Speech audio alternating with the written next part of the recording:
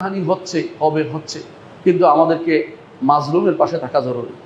মাজলুম কারা হচ্ছে আপনার চোখের সামনে বুঝেন, বিবেক আপনাদের আছে, কেউ কাউকে বলা লাগে না, কেউ কাউকে বলা লাগে না। যারা মাজলুম হচ্ছে আপনাদের উচিত মাজলুমের পক্ষে থাকা। মাজলুমের পক্ষে থাকা খুবই জরুরি। আপনি যদি কোনো মাজলুমের পক্ষে না থাকেন, মাজলুম আপনার উপর একদিন জুলুম হতে পারে। এজন্য দয়া করে প্রত্যেকে মাজলুমের পক্ষে থাকবেন।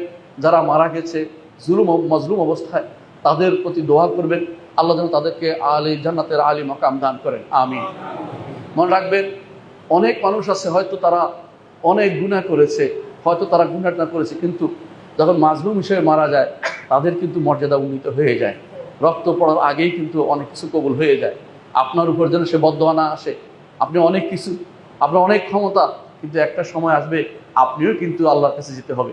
হাসরের মাঠে কিন্তু মাজলুম ব্যক্তি, যাকে হত্যা করা হয়েছে, সে তার অবস্থা, সে তার মাথাটা নিয়ে আসবে।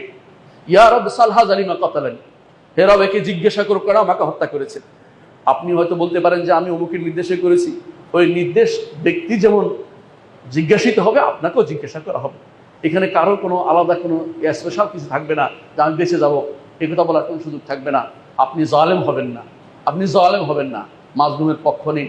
এবং দোয়া করি আল্লাহর কাছে, আল্লাহ যেন আমাদেরকে সুবুদ্ধি দেয়, আমাদের দেশটাকে হেফাজত করে, আমাদের দেশটাকে অন্যায় আচরণ বিভিন্ন রকমের জুলুম থেকে আমাদেরকে মুক্ত করে, এবং আমাদের দেশের মধ্যে এমন কোনো কিছু না আসে যেই কারণে আমাদের দেশের উপর কাফেররা কোনো হস্তক্ষেপ করতে পারে। এমন ধরনের কোনো কিছু আমাদের উপর আপতিত না হয়, আল্লাহর কাছে দোয়া করি। এবং যারা শহীদ, যারা মারা গেছে, তাদেরকে আল্লাহ যেন শহীদ হিসেবে কবুল করেন, এই দোয়া করি। এবং আল্লাহর কাছে দোয়া করি তাদের জন্য, যারা ঈমান নিয়ে মারা গেছে, তাদের শাহাদত তাদেরকে আল্লাহ তাআলা নসিব করেন, এবং তাদেরকে আল্লাহ ক্ষমা করে দেন, তাদেরকে জান্নাতের উঁচু মকাম দান করেন, উঁচু মকাম সমূহ কোনো কিছু দান করেন। আল্লাহর কাছে দোয়া করছি।